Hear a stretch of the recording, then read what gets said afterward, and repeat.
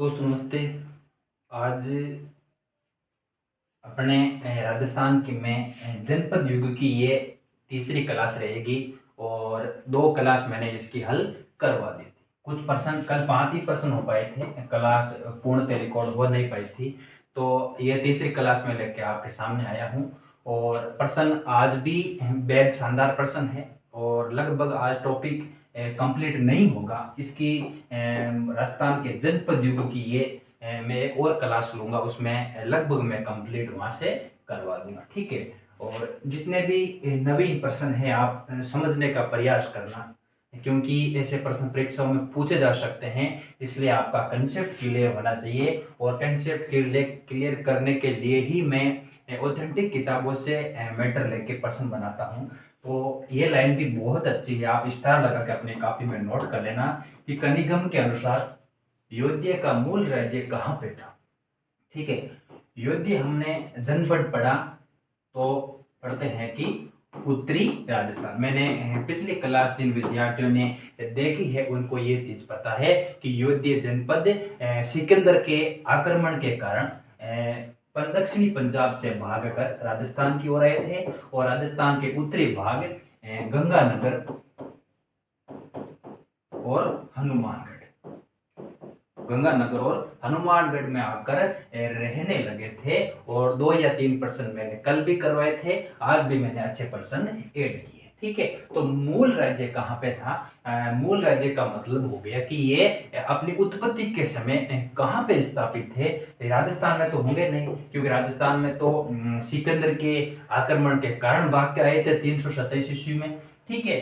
तो योद्धाओं का कनिगम बताता है वो है जोहियाबाद, ठीक है। जोहियाबार कहाँ पड़ता है? मुल्तान में। देखो जोहियाबार मुख्यतः स्थल कहाँ का है? मुल्तान पाक, ठीक है। मुल्तान पाक का ये मूलतः स्थान है जोहियाबार, जहां पर कनिगम कहता है कि योद्धाओं का मूल स्थान हमें यहाँ राज्य था, ठीक है। तो आपको दिमाग में रखना है, आपके लिए नया प्रश्न हो सकता है, इसलिए अच्छे से इसको आप तैयार करना। स्टार लगा के ये लाइन जरूर लिख लेना कि योद्धाओं का मूल स्थान जोहियाबार किसने कहा था? वो कनिगम ने कहा, ठीक है। तो जोहियाबार कहाँ पे है? मुल्तान पाकिस्तान में है और योध्या जनपद उत्तरी राजस्थान में निवास करता है। और स्थान पूछ ले तो गंगानगर और हनुमानगढ़, ठीक है। अच्छा प्रश्न, अगला प्रश्न देखो। अब ये प्रश्न देखना, सुरसेन जनपद जिसकी राजधानी मथुरा थी, सुरसेन जनपद जिसकी राजधानी मथुरा थी, मैंने पिछली क्लासों में स्पष्ट बताया था कि राजस्थान में पूर्णतः जनपद कौन सा था? तो पूर्णतः जनपद था मत्स्य जनपद, ठीक है। और बाकी 3 या 4 जनपद ऐसे हैं जिनका सेंटर हमें राजस्थान में लगता है, तो इसलिए हमें सुरसेन भी पढ़ना बहुत जरूरी है, क्योंकि सुरसेन का संबंध स्पेशल ही हमें भगवान कृष्ण की मथुरा की नगरी से संबंधित है। तो यह अच्छा प्रश्न है। और प्रश्न क्या कह रहा है देखना कि इसका विस्तार राजस्थान के किस क्षेत्र में नहीं था पूछा है। आप जब भी पढ़ो ना, आप जब भी एग्जाम देने जाओ तो प्रश्न की अंतिम बिंदु, अंतिम शब्द क्या है, नहीं पूछ रहा है या सही पूछ रहा है, असत्य पूछ रहा है या सत्य पूछ रहा है, यहाँ विद्यार्थी 50% तो यही फेल हो जाते हैं।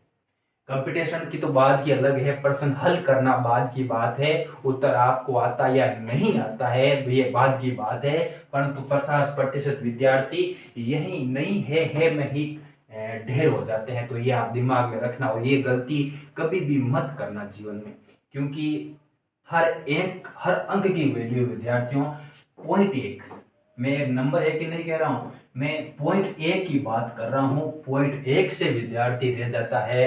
एक असफलता और सफलता के बीच का सिर्फ एक अंतर .1 होता है, तो इसकी वैल्यू बहुत होती है, हर पर्सन की वैल्यू होती है। एक पर्सन आपको 10,000 लोगों से ऊपर ले जाता है, आप ये मान के चलो, आप इसे बेसिक समझ रहे हो, परंतु एक पर्सन आपको 10,000 लोगों से ऊपर लेके जाता है, ये मान के चलो फाइनल मेरिट में, ये तय मान के चलो। तो आपको कंप्लीट अच्छे से दिमाग में ध्यान रखना है कि क्या पूछ रहा है ना, और नहीं पूछ रहा है। और सुरसेन का मुख्यतः हमें अलवर, भरतपुर, धौलपुर और करौली। बांसवाड़ा से इसका कोई हमें संबंध नहीं मिलता है। तो सुरसैन जनपद किस क्षेत्रों में फैला हुआ था?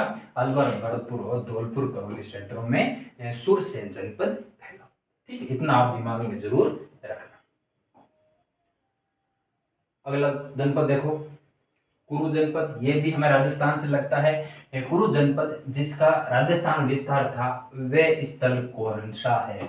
कुरु जनपद भी हमें राजस्थान से कुछ क्षेत्र लगता है, तो वो क्षेत्र कुरु जनपद का कौन सा है?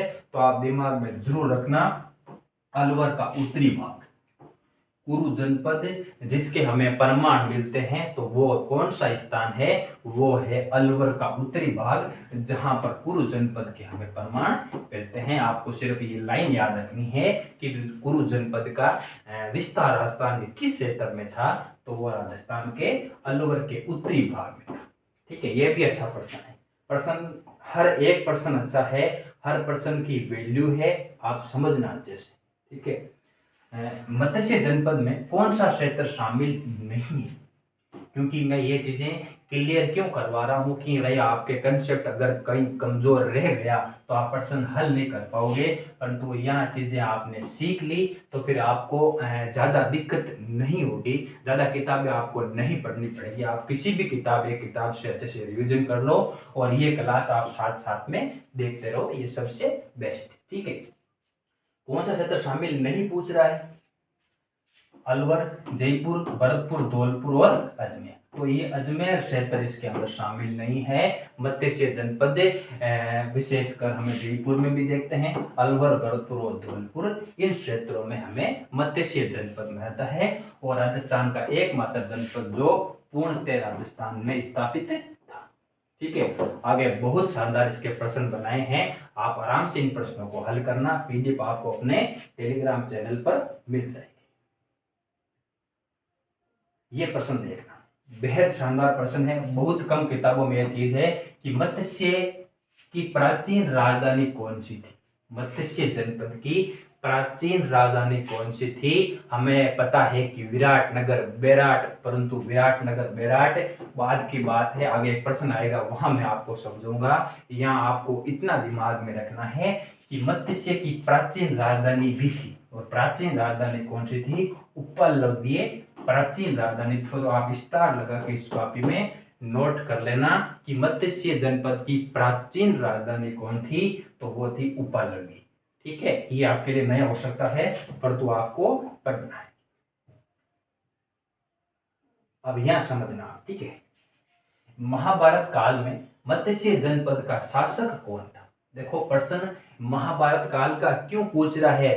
क्योंकि मत्स्य जनपद में ही पांडवों ने एक वर्ष वनवास बिताया था। एक वर्ष का वनवास पांडवों ने मत्स्य जनपद में बिताया था, और मत्स्य जनपद की राजधानी थी विराटनगर। विराटनगर राजधानी थी, इसको वर्तमान में बेरहाट भी कहते हैं। ठीक है, अब मत्स्य जनपद में पांडवों ने एक साल व्यतीत किया, तो पांडवों के एक साल व्यतीत के दौरान वहां का शासक कौन था मत्स्य का? तो शासक था विराट।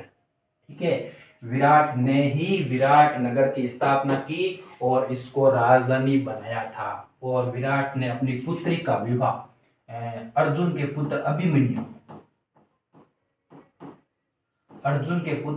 अभिमन्यु के साथ इसने अपनी पुत्री का विवाह भी किया था। तो ये ये विराट कोहली नहीं है, ठीक है ना, ये आप दिमाग में जरूर रखना। ये विराट राजा था और मत्स्य जनपद का शासक था। विराटनगर की स्थापना की थी, जिसको वर्तमान में बेरहाट कहते हैं, और विराटनगर को राजधानी बनाया था। इसके काल में ही पांडवों ने एक साल यहाँ पे वनवास बिताया था, और विराट ने अपनी पुत्री का विवाह अभिमन्यु से किया था। ठीक है, इतना आप अच्छे से याद रखना। कुछ प्रश्न मैंने और ऐड किए हैं, देखो मत्स्य जनपद को किस पड़ोसी जनपद में आक्रमण कर बुरी तरह पराजित किया था? ठीक है ना, तो मत्स्य जनपद को पराजित करने वाला जनपद कौन सा था? तो वो चेदी जनपद था, याद रखना। और पूर्णतः मगध में शामिल कर लिया गया था। ये बाद की बात है। मगध साम्राज्य में मत्स्य जनपद का विलय कर लिया गया था, परंतु विलय से पहले मत्स्य जनपद को पराजित करने वाला कौन था, तो वो चेदी जनपद था। ये भी आप अच्छे से दिमाग में रखना, बहुत कम किताबों में ये जानकारी दी गई। ठीक है, देखो कुछ प्रश्न एप्लाइड प्रश्न भी परीक्षा में पूछे जाते हैं। जैसे अभी रीड में पूछा गया था, मगध के बारे में पूछा गया था कि मगध का क्षेत्र किन नदियों के द्वारा सिंचित था, ऐसा प्रश्न बना था। मगध की भू आकृति के बारे में प्रश्न बना था। तो प्रश्न यहाँ से बन सकता है कि मत्स्य जनपद के मैदानी क्षेत्र का निर्माण किन नदियों के द्वारा होता था। ठीक है, अब आप खुद दिमाग लगाओ, आप खुद हल करने का प्रयास करो कि मत्स्य जनपद लगभग फैला था जयपुर के आसपास। ठीक है, तो अब जयपुर में कौन सी नदी बहती है, बाणगंगा बहती है, ये हमको पता है। रूपारेल नदी बहती है, ये हमको पता है। तो बाणगंगा और रूपारेल नदी क्या करती है, मत्स्य जनपद के मैदानी क्षेत्र के निर्माण करती है, यहाँ के क्षेत्र को सिंचित कर देती है। ठीक है, ये भी आप दिमाग में जरूर रखना। एक प्रश्न और देखो, ये मालवा ने किसके साथ मिलकर विदेशी क्षेत्रपों को पराजित किया था। ये भी अच्छा प्रश्न है कि विदेशी क्षेत्रपों को पराजित करने वाला राजस्थान का कौन सा जनपद है, तो वो मालवा जनपद था। और मालवा जनपद ने किसके सहयोग से इनको हराया था, तो वो जनपद था अर्जुनयन जनपद। कौन सा जनपद, अर्जुनयन जनपद ने मालवों के साथ मिलकर पश्चिमी क्षेत्रपों को हराया था, जो नेहपान के लगभग हमें यहाँ मिलते हैं। नेहपान का भतीजा यहाँ शासक कर रहा था। अगला प्रश्न आएगा, देखना। एक प्रश्न और देखो, बहुत बार प्रश्न बन जाता है कि कौन सा कथन सत्य है, कौन सा नहीं है। तो ये प्रश्न भी बन सकता है और ये जानकारी नहीं भी हो सकती आपके लिए कि राजन्य जनपद का संबंध राजस्थान के किस जिले से था। ठीक है, राजन्य जनपद का संबंध राजस्थान के किस जिले से था, तो वो राजन्य था भरतपुर। याद रखना, राजन्य जनपद जिसका संबंध हमें कहां से मिलता है, वो भरतपुर से मिलता है। तो आप ये भी आप दिमाग में जरूर रखना, क्योंकि वन लाइनर रूप में प्रश्न बन सकता है। तो राजन्य जनपद का संबंध किस जिले से है, भरतपुर जिले से है। बस एक ही लाइन इसकी याद रखनी है, बाकी जानकारी कोई किताबों में नहीं मिलती। ठीक है, तो शायद आज के प्रश्न पूरे हो, हाँ लगभग इतने ही प्रश्न थे। फिर कल की क्लास ये ड्यू रह गई थी, हो नहीं पाई थी, इसलिए आज रिकॉर्ड होनी पड़ी। और आज भी प्रश्न मैंने अच्छे बताए हैं और उम्मीद है आरएस प्री वाले विद्यार्थियों के लिए जरूर आपका एक या दो प्रश्न इस टॉपिक से मिलने वाले हैं। और इनके मैं प्रूफ आपको डालूंगा, तब आपको पता चलेगा इस सीरीज का क्या महत्व है। ठीक है, और इस सीरीज की वैल्यू क्या है आगामी परीक्षा में आपको पता चलेगी। इसलिए आप जैसे भी पढ़ रहे हो, आप पढ़ते रहो, नोट्स बना रहे हो तो भी अच्छा है, और सिर्फ क्लास देख रहे हो वो भी अच्छा है। अपने या कोई साथी है या तैयारी कर रहा है, उसको भी आप अपने इस मन से जोड़ सकते हो। ठीक है, तो आज की क्लास ये रहेगी और कंटिन्यू ये क्लास अब डेली ही चलेगी। ठीक है, तो आप आराम से पढ़ो, नोट्स बनाओ, अच्छे से तैयारी करो। ठीक है, धन्यवाद।